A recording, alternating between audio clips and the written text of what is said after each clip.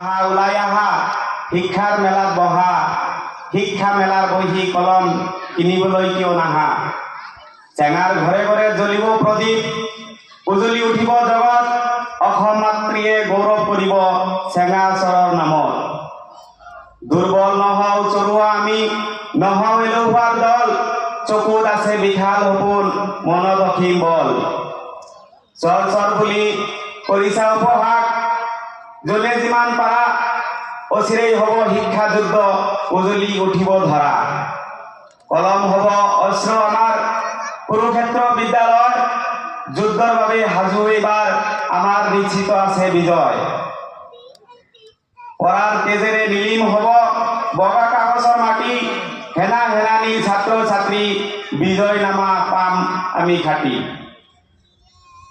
এই কবিতাখনৰ মাজত বহুত কথা লুকাই আছে আমি চৰাঞ্চলৰ মানুহ